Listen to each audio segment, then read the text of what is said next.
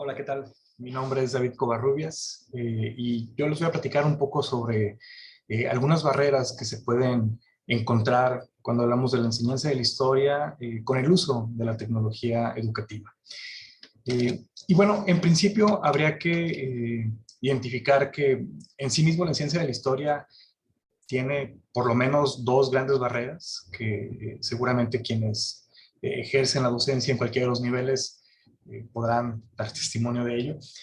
La primera es la desprofesionalización que encontramos en muchos de los docentes, ya sea porque su formación no fue como historiador, sino que provienen de algún otro campo, como el derecho, la medicina, la arquitectura.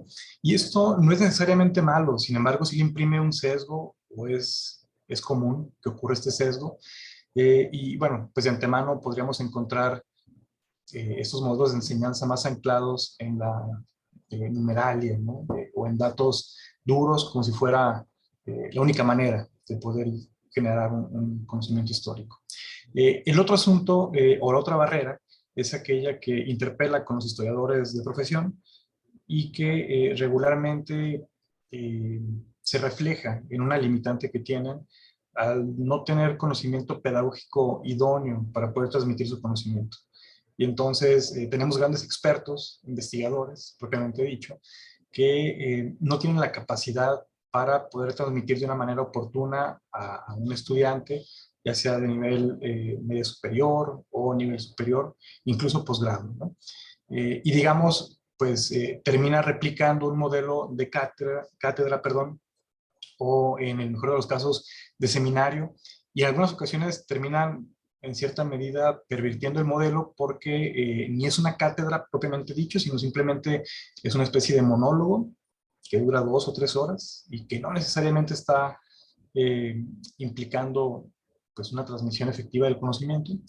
Y por el otro lado, cuando son los seminarios que también no logran concretar su propósito, pues son aquellos en donde se distribuyen el conjunto de temas de todo un curso. Es el estudiante quien termina indagando y explicando las temáticas, pero no hay una vigilancia adecuada por parte del docente, no hay una apertura, no hay un cierre idóneo y pues digamos, simplemente se trasladó esa responsabilidad al estudiantado.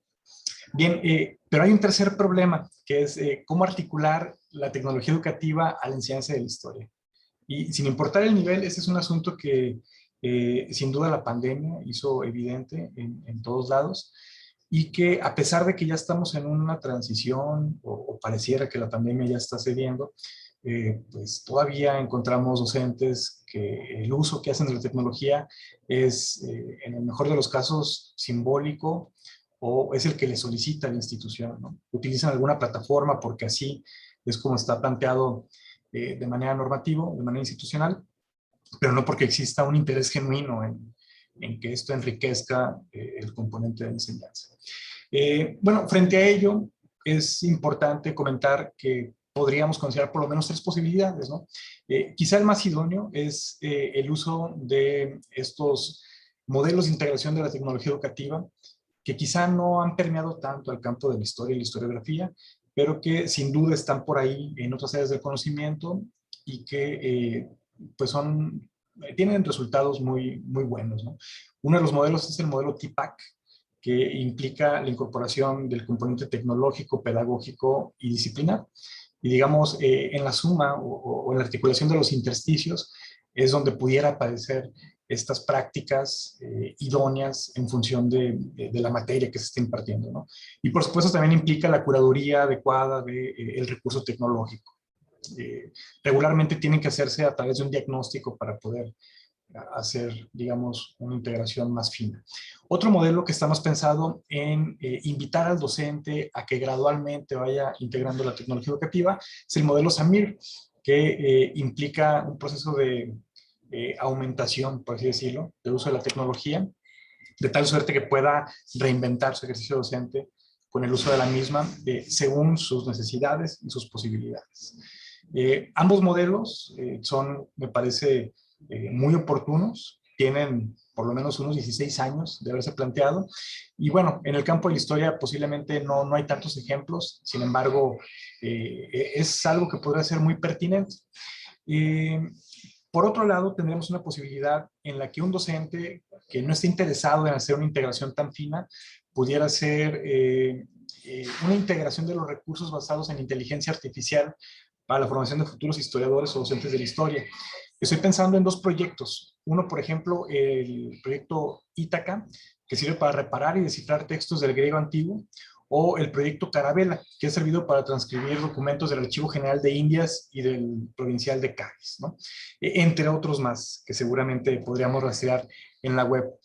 Y por último, una alternativa que también podríamos poner en consideración es el uso de repositorios especializados que permitan la consulta de cartografías históricas, de facsimilares o de ediciones agotadas que pueden consultarse en algunos repositorios como el archivo de internet o como el apartado de Commons de la página Flickr, que hay una colección de fotografías antiguas que, además de tener una muy buena resolución, tienen elementos de contexto de en qué repositorio original están identificados, en donde se pueden consultar en físico, etcétera.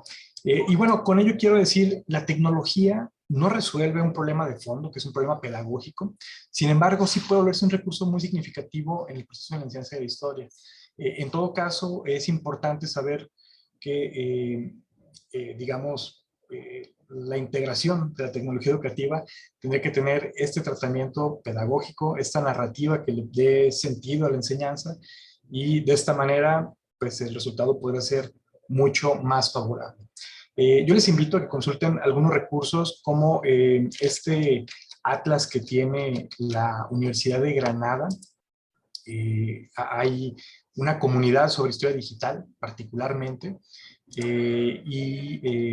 pues el Atlas de Ciencias Sociales y Humanidades Digitales me parece que es un recurso muy importante que nos permite poner en perspectiva otros proyectos que no necesariamente están anclados en la enseñanza de la historia, pero sí en la filosofía, en la filología y en otras áreas de las humanidades digitales, y que sin duda podrían ser recursos relevantes en este sentido.